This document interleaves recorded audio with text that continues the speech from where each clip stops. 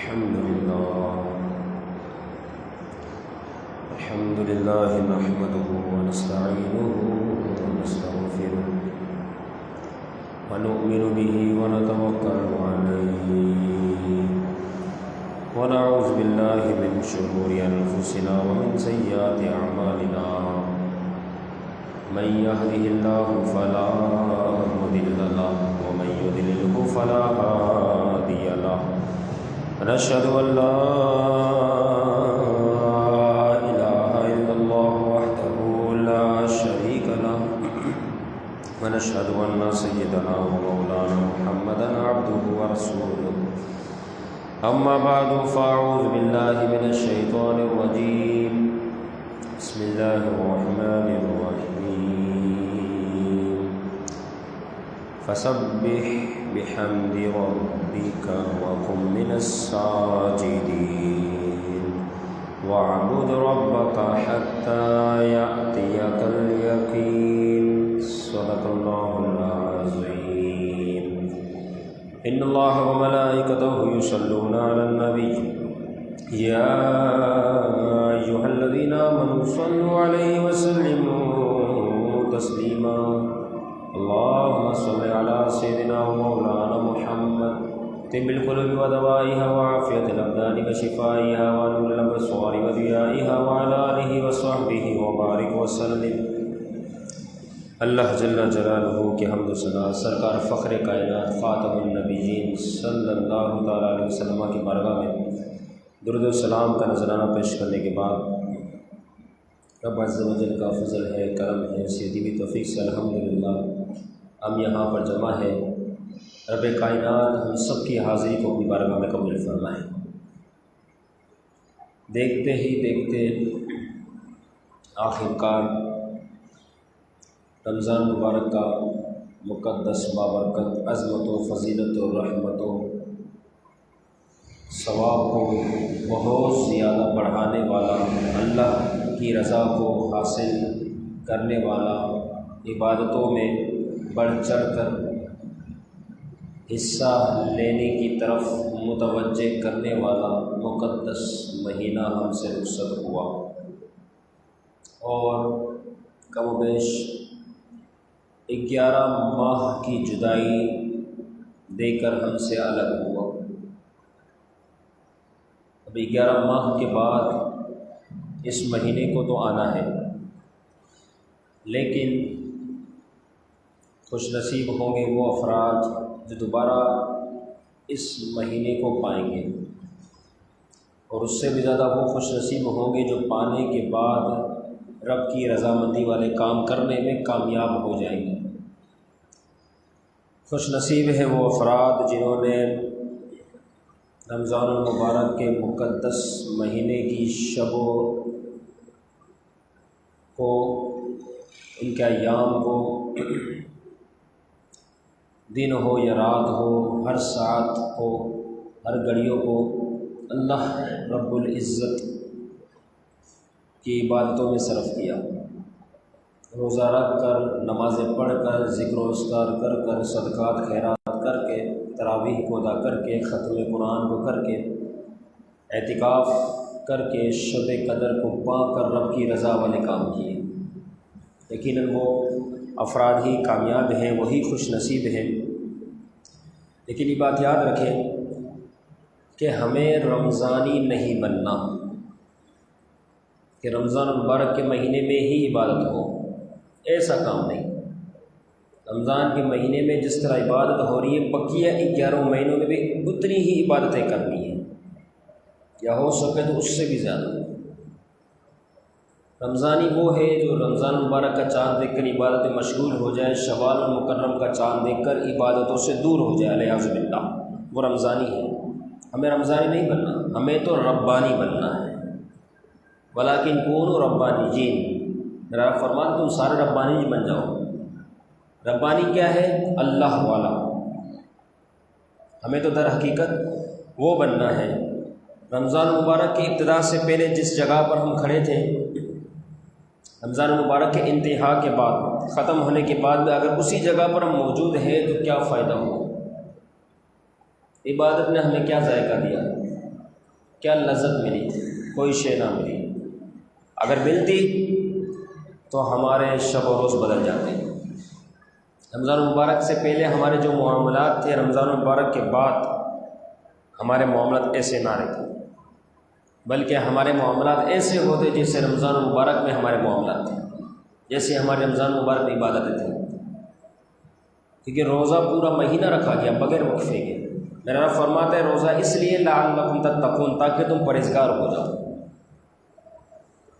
اب پورا مہینہ لگاتار بغیر کسی وقفے کے دن میں روزہ رکھا گیا، بغیر کسی وقفے کے پورا مہینہ، ہر روز روزہ، ہر روز روزہ، پھر بھی تقویٰ نصیب نہ ہو، پھر بھی بندہ پرہیزگار نہ بنا، تو یقیناً عبادتوں میں کچھ خلل رہ گیا۔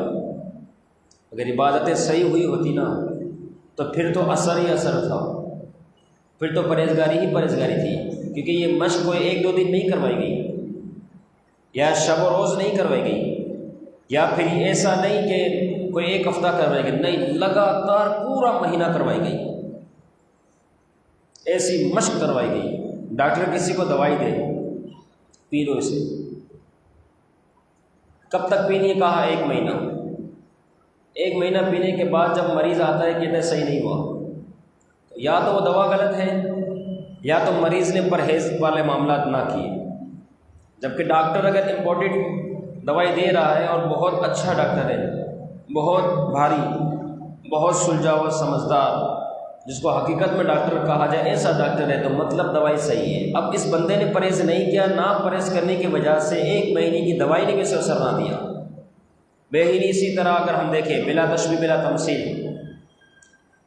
کہ رب عز و جل کی طرف سے ہمیں روحانی دوائی دی گئی۔ آپ مجھے بتائیں روزے کا کس نے حکم دیا؟ اللہ نے۔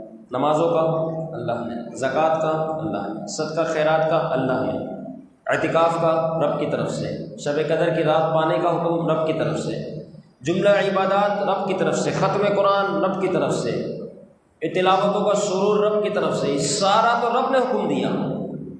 اللہ رب العزت کی طرف سے جو ہمیں حکم ہوا، اور یہ ساری جو ہے غذائیں، یہ ساری دوائیں، یہ روحانی دوائیں تھیں، یہ روحانی دوائیں ہمیں مسلسل ایک مہینے تک ملتی گئی رب کی طرف سے، اور ہم نے اس کو ادا کیا رب کے حکم سے۔ جب یہ سارا سلسلہ چلتا رہا، جمع ہوتا رہا، پورا مہینہ گزرا، پھر بھی اگر ہم نہ بدلے تو نہ بدلنے کی وجہ یہ ہے کہ ہم نے وہ ساری غذاؤں کو، روحانی دواؤں کو رب کی طرف سے جو جو ہمیں عطا ہوا، ہم نے سب پر عمل کیا، لیکن عمل نہ کیا تو وہ پرہیز پر، کہ عبادتیں بھی کرتے رہے، گناہ بھی کرتے رہے۔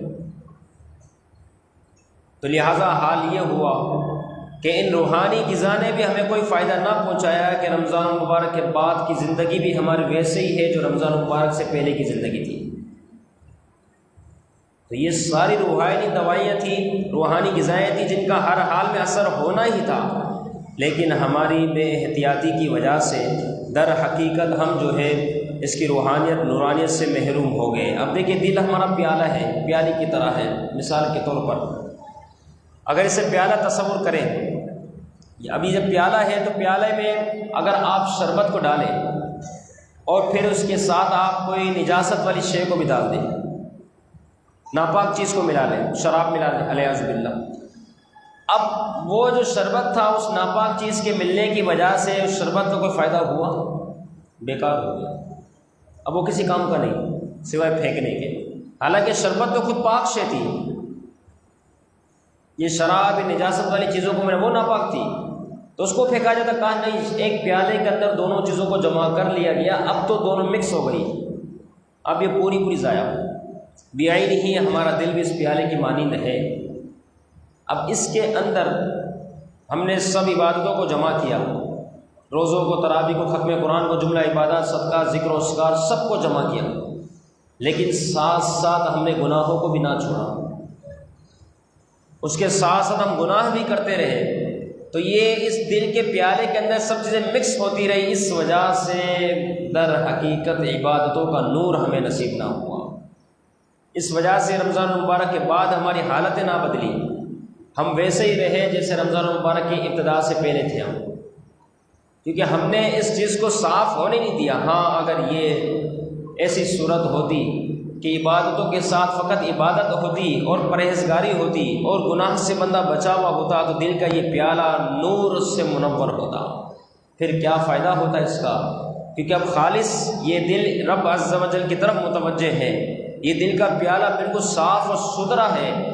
اب یہ ہوتا جب بندہ سجدہ کرتا تو اللہ تعالیٰ اسے سجدے کا نور عطا فرماتا، جب درود پاک پڑھتا تو مدینہ شریف کی گلیوں میں پہنچ جاتا، جب دعاؤں کے لیے ہاتھ کو اٹھاتا تو کیا ہوتا تو کہ اس کی آنکھوں سے آنسو بہہ جاتے، اس کو عبادتوں کی اتنی لذت نصیب ہوتی، لیکن کیوں نہ ہوا؟ وجہ صرف یہ بنی کہ ہم نے عبادتوں کے ساتھ گناہوں کا سلسلہ بھی جاری رکھا، نعوذ باللہ۔ حالانکہ میرا رب فرماتا ہے وما خلقت الجن والانس الا لیعبدون، ہم نے انسان اور جنات کو تو فقط عبادت کے لیے پیدا کیا ہے، اس کا کام ہی عبادت کرنا ہے۔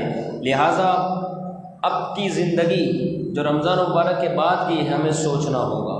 اب دیکھیں تراویح نہیں، روزہ نہیں، بھوکا پیاسا رہنا نہیں، دیگر جو رمضان مبارک کی مشغولیات تھی سحر اور افطار وہ نہیں، اب ان چیزوں سے 11 مہینے کے لیے دور کر دیا گیا کہ تمہاری مشق تو بہت زیادہ کروائی گئی، ٹریننگ بہت زیادہ کروائی گئی، بہت زیادہ۔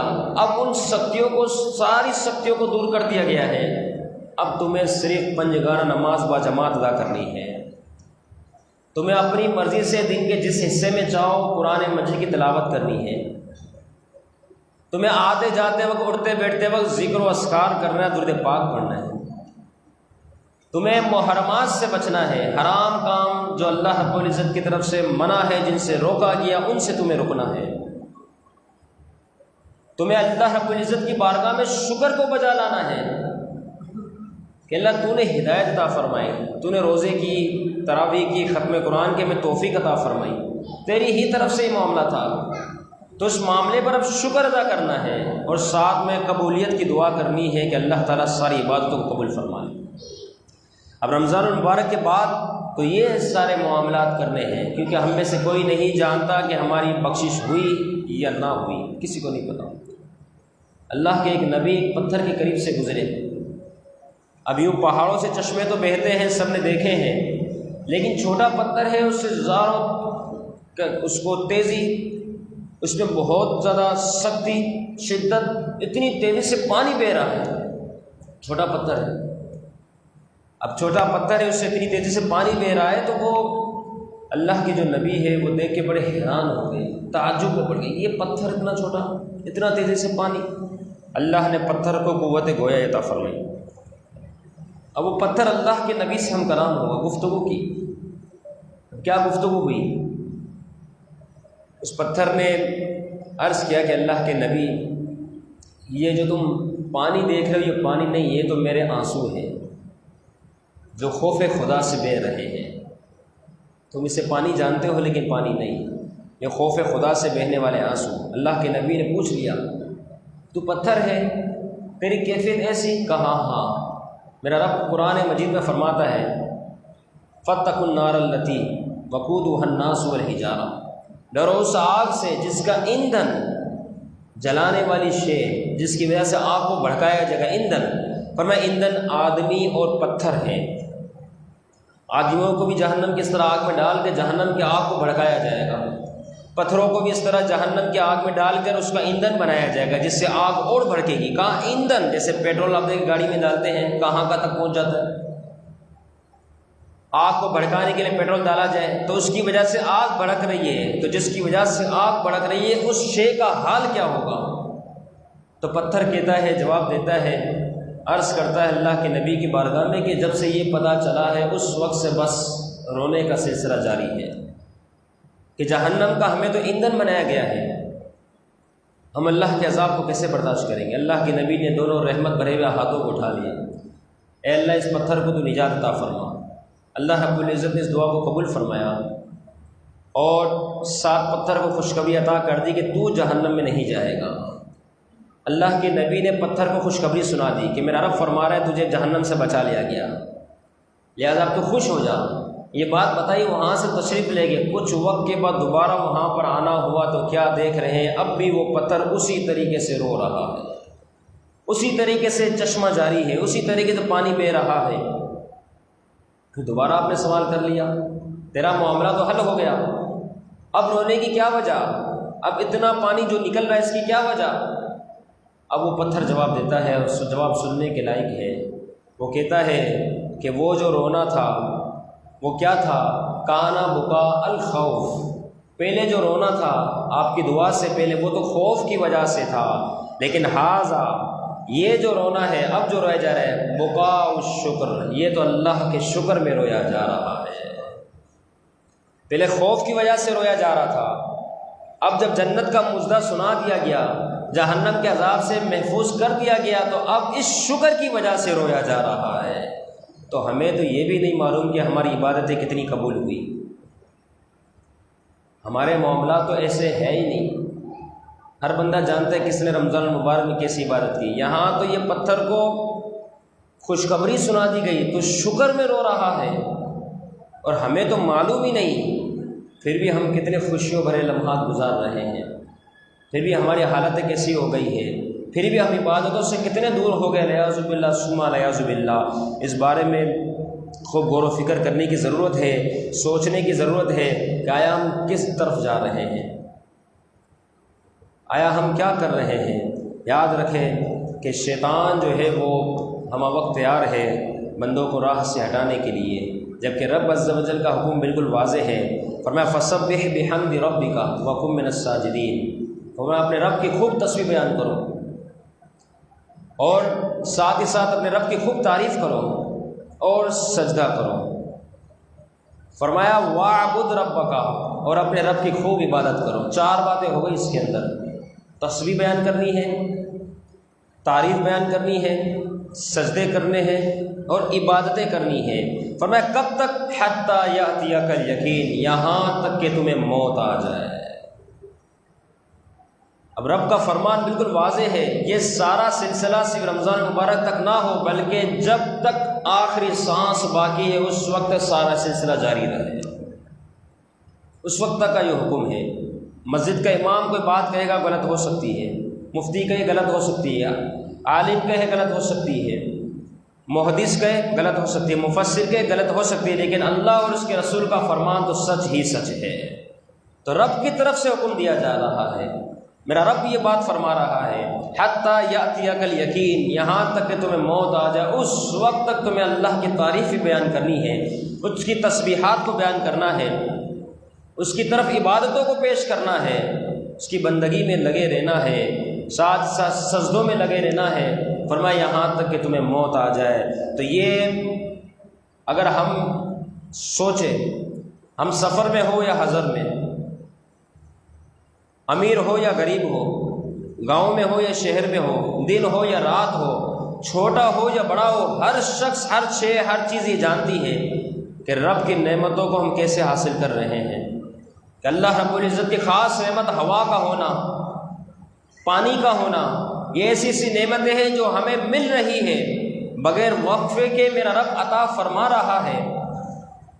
جب وہ رب ہو کر بغیر وقفے کے، بغیر مقید کیے ہوئے مطلق ہمیں عطا فرما رہا ہے، وہ یہ نہیں دیکھتا غریب ہے، وہ یہ نہیں دیکھتا امیر ہے، وہ یہ نہیں دیکھتا چھوٹا ہے، وہ یہ نہیں دیکھتا بڑا ہے، وہ یہ نہیں دیکھتا کہ اس کی ایج کیا ہے، وہ یہ نہیں دیکھتا کہ یہ گاؤں والا ہے یا شہر والا ہے، وہ یہ نہیں دیکھتا کہ یہ رات ہے یا دن ہے، وہ ہر حال میں بندے کو نعمت رحمت برکت عطا فرما رہا ہے۔ ہوائیں دے رہا ہے تاکہ بندہ سانس لے، پانی دے رہا ہے تاکہ زندگی باقی رہے۔ تو ہم نے پھر اس کریم رب کی عبادتوں کو کیوں مقید کر دیا کہ ہم چاند دیکھ کر عبادت کو شروع کریں اور ایک دوسرا چاند دیکھ کر عبادت کو ختم کر دیں؟ الیاذ باللہ۔ ہم نے عبادتوں کو کیوں مقید کر دیا جبکہ رب کی رحمتیں تو مطلق ہے بغیر قید میں؟ تو ہمیں بھی چاہیے کہ ہم اپنے رب کی عبادت بھی بغیر قید کے کریں، ہر حال میں ہر آن رب کی عبادتیں کریں، اس رب کو راضی کرنے والے کام کرتے رہیں۔ کامیاب شخص وہ ہے، یہ کامیابی کا اصول ہے، کامیاب شخص وہ ہے جو اپنے گناہوں کو یاد رکھے اور عبادتوں کو بھول جائے، اس کی زندگی کامیاب ہے۔ جتنے گناہ یاد ہوں گے بندہ اللہ رب العزت سے اتنا ڈرے گا، اتنا عبادتوں کی طرف آئے گا۔ جتنی عبادتیں وہ بھلا ہوا ہوگا اور عبادتیں کرنے کا ذوق ہوگا، شوق ہوگا، عبادتوں کی طرف بڑھے گا۔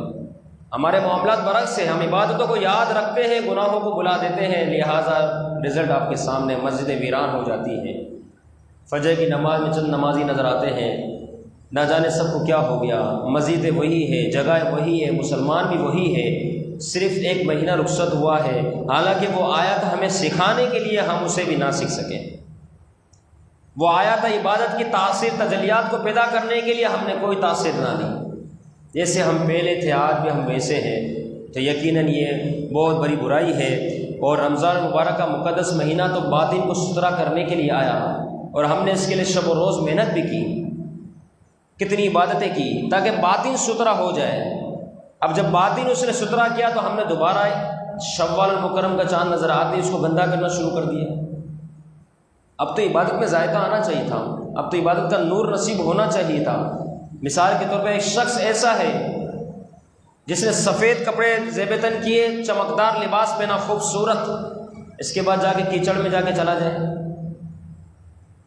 آپ سوچیں اس شخص کی کیفیت۔